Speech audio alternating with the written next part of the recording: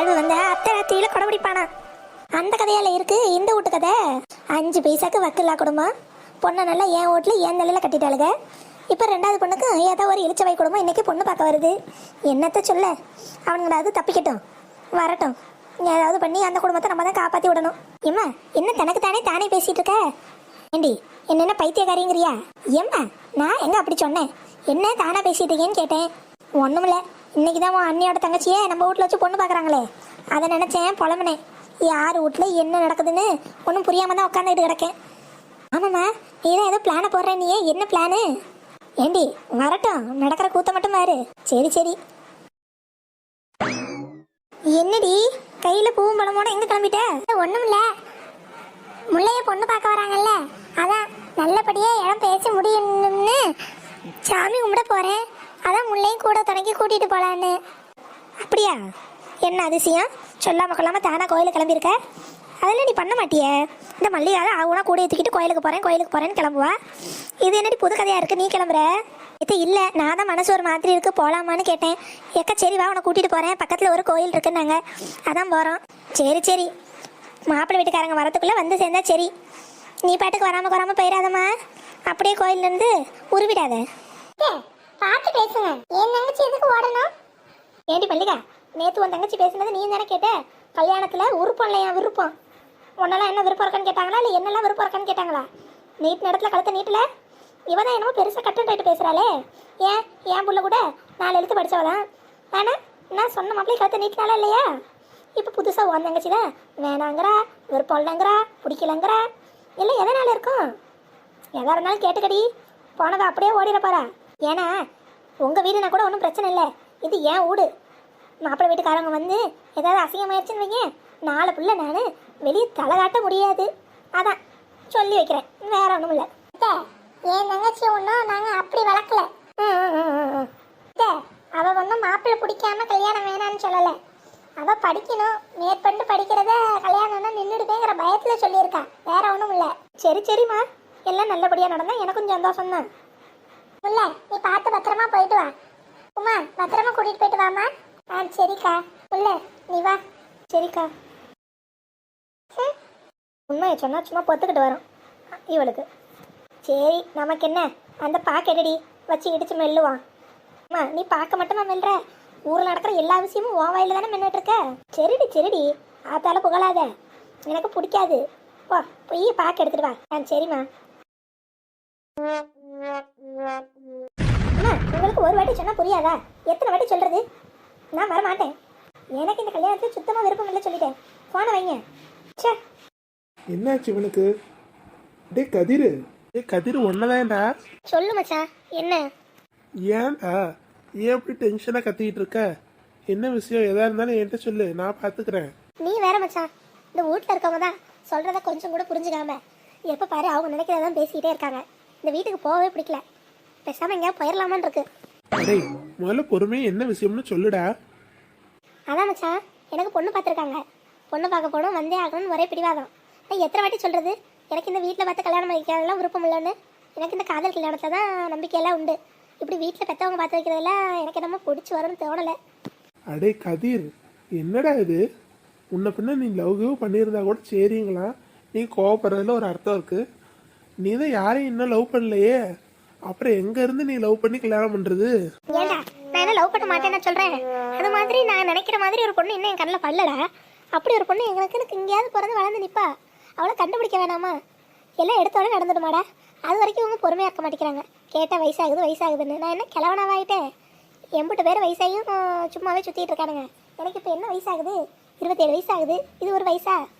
அடே கதிர், எனக்கெல்லாம் பாருன்னு சொன்னா கூட பொண்ணு பார்க்க ஆள் இல்லை. உனக்கு பார்த்து வைக்க பெற்றவங்க, கூட பிறந்தவங்க, அத்தை மாமான்னு 50 பேரும் இருக்காங்க, அதான் பார்க்குறாங்க. நீ என்னென்ன சலிச்சுக்கிறியே? இல்லை மச்சா, நான் தெளிவாக தான் இருக்கேன்.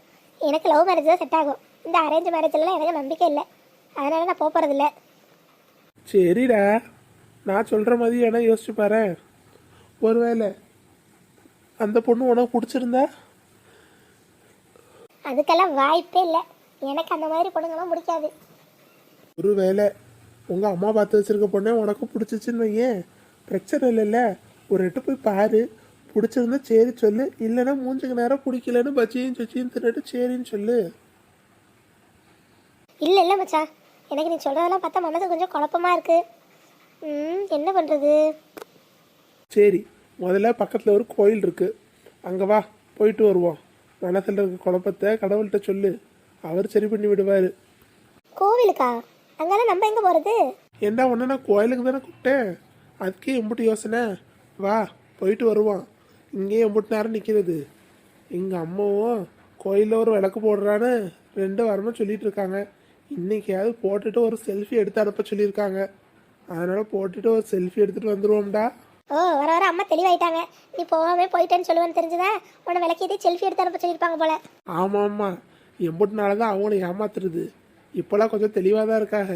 வா போவோம். பைக் இங்கே இருக்கட்டும், வந்து எடுத்துக்குவான். ஆமாம் ஆமாம். கடவுளே, எங்கள் வீட்டில் பார்த்துருக்க சம்மந்தம் எப்படியாவது தடுத்து நிறுத்திடுங்க. என் வேண்டுதல் மட்டும் பழிச்சிச்சுன்னா உங்களுக்கு வந்து 9 தேங்காய் உடைக்கிறேன்ப்பா. இல்லைங்க, கோயிலுக்கே வர விருப்பம் இல்லை, வரமாட்டேன்னா இப்போ வந்தோடனே கண்ணை மூடி இப்படி சாமி கும்பிட்டுட்டு இருக்கான். டே கதிர் வாடா. ஆ ஆ. ஏண்டா கோயிலுக்கே வரமாட்டேன்னா இப்போ நீ இம்முட்டு நேரம் சாமி கும்பிட்டுட்டு இருக்க? அது ஒன்றும் இல்லைடா, இந்த சம்மந்தம் எப்படியாவது நிற்கணும்னு சாமிகிட்ட வேண்டிக்கிட்டேன். சம்மந்தம் மட்டும் நிற்கட்டும், 9 தேங்காய் கொண்டு வந்து உடச்சிருவேன். ஓஹோ, கடவுளுக்கே லஞ்சம் கொடுக்குறியோ? எப்படி வேணா இருக்கட்டும், எனக்கு இந்த சம்மந்தம் நிற்கணும், கும்பிட்டுதான். அவன் கல்யாணம் நடக்கணும்னு சாமி கும்பிட வருவான், நீ என்ன நிற்கணும்னு சாமி கும்பிட வர. அப்புறம் வாசிட்டான். இல்லை, தீபாவளி எம்பிட்டு நல்லா இருக்கு பத்தியா? மனசுக்கு எல்லாம் நிறைவா இருக்குமா? ஆமாக்கா. என்ன ஆச்சு, முகம் ஒரு வாட்டமா இருக்கு? ஒன்றும் இல்லைக்கா, எனக்கு நல்லா தெரியும். நம்ம கிளம்புறப்ப எங்கள் அத்தை ஒன்றும் தேவையில்லாமல் ஏதோ சொல்லிட்டாங்க, அதான் உனக்கு மனசு வருத்தமாக இருக்கு. இல்லை இல்லைக்கா, அப்பெல்லாம் ஒன்றும் இல்லை. அவங்க பேசுனதே மனசில் வச்சுக்காதம்மா. நீ கல்யாண பொண்ணு, நல்லா சிரிச்சு சிரிச்சு இருந்தால் தானே நல்லா இருக்கும். ஏக்கா, வர மாப்பிள்ளை எப்படி இருப்பாரோ என்னவோ ஏதோ நினைக்கிறப்ப மனசு கடந்து பதறுதுக்கா. அதெல்லாம் உன் நல்ல மனசுக்கு எல்லாம் நல்லதாக தான் நடக்கும். நீ எதையும் போட்டு மனசை குழப்பிக்காது சொல்கிறேன். வாழைப்பழம் சாப்பிட்றியா, இல்லை தேங்காய் சில்லு எடுத்து தரட்டா? இல்லைக்கா, அதெல்லாம் ஒன்றும் வேணாம். சரி சரி, இந்த ஒருத்த பூவையாவது தலையில் வச்சுக்கோ. சாமி தலையில இருந்து எடுத்து கொடுத்த பூமா தலையில் வச்சுக்கோ. இனிமேல் உன் வாழ்க்கையில் எல்லாம் நல்லதாக தான் நடக்கும். சரிக்கா, கொடுங்க. இப்போதான் நல்ல லட்சணமாக இருக்கு. அக்கா, பிரகாரத்தை சுற்றி வரட்டுமா? இது என்ன கேள்வி? நீ போய் சுற்றி வா, எனக்கு கால் கொஞ்சம் வலியாக இருக்கு. நான் இங்கேயே உட்காந்து இந்த வாழைப்பழத்தை குறைச்சிட்டு இருக்கேன். சரி, நான் வந்துடுறேன். முல்லைக்கு மனசுக்கு பிடிச்ச மாதிரி ஒரு நல்ல புருஷன் வந்து அமையணும்ப்பா. ஆண்டவா, அவளுக்கு ஏற்ற மாதிரி ஒரு மாப்பிள்ளையை கொண்டு வந்து நீ தான் காட்டணும். நாளைக்கு வர சம்பந்தம் நல்லபடியாக முடியணும். அவன் மனசுக்கு நிறைவாக இருக்கணும்ப்பா, நீ தான் பார்த்துக்கணும். சரி மச்சான், அந்த வேலை முடிஞ்சு கிளம்புவோமா? கிளம்ப வேண்டியதான்டா. ஆஹா, அந்த பொண்ணு பூவை விட்டுட்டு போதே. ஆண்டவா, நீ தான் எனக்கு மனசுக்கு பிடிச்ச மாதிரி ஒரு மாப்பிள்ளையை அனுப்பி வைக்கணும். ஹலோ, எக்ஸ்கியூஸ் மீ, உங்க பூவை மிஸ் பண்ணிட்டு போறீங்க பாருங்க. ஏமா கருப்பு சட்டை யாரு நம்மளை கூப்பிடுற மாதிரி இருக்கு? என்னங்க, என்ன விஷயம்? இல்ல ரோஸ், இல்ல இதே பழப்பதான் தெரியுறீங்க போல. பொம்பளை பிள்ளைங்க 4 இடத்துக்கு வந்துட்டு போக முடியுதா? ரோடு வீடுன்னு எல்லா பக்கமும். இப்ப கடைசியில கோயில்ல கூட விட்டு வைக்கிறது இல்ல. ஆவுனா ரோசோட வந்து நீட்டிடுறது. சே, இதே கோயிலுக்கு வந்து சாமி கும்பிட முடியுதா? ஏமா பார்த்து பேசு. அது புலி, கொஞ்சம் அமைதியாரு, மேடம் பேசட்டும். சே, டேய் என்னடா ஆச்சு உனக்கு? ரொம்ப நாளா ஃபீஸ் போயிருந்த லைட்டு இன்னைக்கு தான் எரியற மாதிரி இருக்கே உன் மூஞ்சி. அடே, இன்னைக்கு தான்டா பல்ப் எரிய ஆரம்பிச்சிருக்கு. அடே கதிர், என்ன சொல்ற? இனி இந்த பொண்ணு தான். இத்தனை நாள் நான் தேடிட்டு இருந்த பொண்ணை கடவுள் 5 நிமிஷத்துல எனக்கு காட்டிட்டாரு. நிஜமாவே இந்த சாமி சக்தி வாய்ந்த சாமி தான்டா. ரொம்ப தேங்க்ஸ். ஐயோ, நம்ம இவனுக்கு நல்ல புத்தி வரட்டும், சீக்கிரம் கல்யாணத்துக்கு சம்மதம் சொல்லிட்டோன்னு கோயிலுக்கு கூட்டிட்டு வந்தா இவன் கோயிலில் பார்த்த பொண்ணு பிடிச்சிருக்குன்ட்டுல போறான். இவங்க அம்மா வேற இந்த கல்யாணத்துக்கு வேணா சம்மதிக்க வைக்க சொன்னாங்களே, இப்போ நான் என்ன பண்ணுவேன்? சரி, நண்பனோட அம்மாவோட நண்பன் தானே முக்கியம். கதிர நெல்லு. வந்துடுறானுங்க பொறுக்கி பயலுங்க. எங்கே போனாலும் பொண்ணுங்களை நிம்மதியாக இருக்க வர்றானுங்களா? ரோசையை லவ் லெட்டரையும் தூக்கிக்கிட்டு வந்துடுறானுங்க. சே, எப்போதான் அவனுங்களா திருந்த போகிறானுங்களோ தெரியல. ஏச்சுமில்ல, முகலாம் ஒரு மாதிரி இருக்கு. இல்லைக்கா, ஒன்றும் இல்லை. சரி சரி, நீ ஒன்றும் மனசை போட்டு குழப்பிக்காதம்மா. நீ எதிர்பார்த்த மாதிரியே உன்னையும் குடும்பத்தையும் நேசிக்கிற மாதிரி ஒரு மாப்பிள்ளை கண்டிப்பாக வருவார். நீ கவலைப்படாம இரு. எல்லா பொறுப்பையும் தூக்கி கடவுள் தலையில் வச்சிரு. அவர் நீ கேட்குற மாதிரி சம்மதத்தை உன் முன்னாடி அனுப்பி வைப்பாரு. அந்த மாப்பிள்ளையும் உனக்கு கண்டிப்பாக பிடிக்கும் பாரு. ம் சரிக்கா. வா போவோம். உள்ள எத்த நில்லு. சொல்லுங்கக்கா. உனக்கு இப்போதானே அக்கா சாமி தலையிலேருந்து கூட விழுந்த ரோஸை கொடுத்தேன். தலையில் கூட வச்சியம்மா. அதை காணோம். காணுமா? தலையில் தானே வச்சே. எங்கே போச்சு? சரி சரி பரவாயில்ல விடு. கோயில் பிரகாரத்தில் தானே விழுந்திருக்கு, அதனால ஒன்றும் இல்லை. வா வீட்டுக்கு போவோம். அத்தை ஏற்கனவே கோவமாக இருப்பாங்க. வந்து ரொம்ப நேரம் ஆயிடுச்சு பத்தியா. வா போனாதான் சரி வரும். அக்கா ஒத்தால இருந்து எல்லா வேலையும் பார்த்துட்டு இருப்பாங்க. கூட மாட போய் ஒத்தாசை பண்ணுவோம். மாப்பிள்ளை வீட்டுக்காரங்களும் வந்துடுவாங்க பத்தியா. சரிக்கா. ஐயோ அப்ப அவர் நம்ம தலையில இருந்து ரோஸ் விழுந்துருச்சுன்னா கொடுக்க வந்தாரோ? அப்ப நம்ம தான் அவசரப்பட்டு அவரை திட்டோம். சே சே, எல்லாம் அவசரம் கொடுக்க தரதான் இல்ல. எல்லாத்துலயும் எடுத்து கவுத்தோடு. அம்மாவும் அக்காவும் எம்பிட்டு வாட்டி சொல்லியிருக்காங்க, எதா இருந்தாலும் பொறுமையா பாரு, பொறுமையா செய்யி, நிதானமா இருன்னு. உனக்கு இந்த பொறுமை எப்பதான் வரப்போதோ தெரியல. பாவம் தேவையில்லாம ஒரு மனுஷனை போய் திட்டோமே. இனிமே அவரை எப்போ பார்ப்போன்னு தெரில. எப்போ பார்த்தாலும் ஒரு சாரியை சொல்லிடணும்.